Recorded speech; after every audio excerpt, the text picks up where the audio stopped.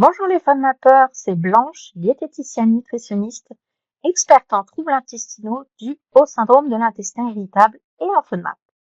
Bienvenue dans cette vidéo, peut-on faire des exceptions pendant la phase 1 d'éviction des FODMAP? Beaucoup de personnes me demandent, est-ce que je dois être parfaite pendant la phase 1? Est-ce que je peux faire des exceptions de temps en temps? Un repas, un aliment, un encart, est-ce que ça annule tout? Et cette question est très légitime parce que la phase d'éviction peut être vécue comme contraignante. La phase d'éviction n'est pas là pour vous tester ou vous frustrer. Son objectif est simple. Calmer les symptômes pour obtenir un intestin plus stable. Ce n'est donc pas une phase de perfection, c'est une phase d'observation et d'apaisement. Faire une exception ne veut pas dire la même chose pour tout le monde.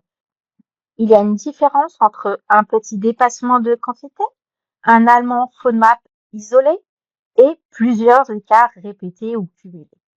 Plus les exceptions sont fréquentes ou multiples, plus il devient difficile de comprendre ce qui déclenche vos symptômes.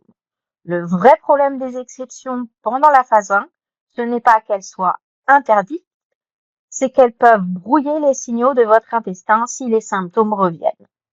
On ne sait plus si c'est l'aliment, la quantité, le cumul ou le contexte. Et à ce moment-là, la phase d'éviction perd une partie de son intérêt. Dans la vraie vie, l'objectif n'est pas d'être rigide, mais d'être cohérent. Parfois, une exception ponctuelle, réfléchie et assumée peut être possible, mais elle doit s'inscrire dans une stratégie globale, adaptée à votre niveau de symptômes et à votre quotidien. C'est exactement là que l'accompagnement personnalisé fait la différence. La phase 1 n'est pas une prison, mais ce n'est pas non plus une phase à la carte. Elle sert à poser des bases solides pour pouvoir ensuite réintroduire de façon plus sereine et efficace.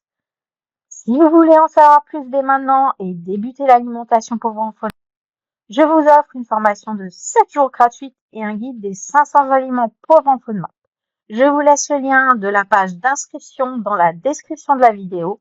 À bientôt dans la prochaine vidéo.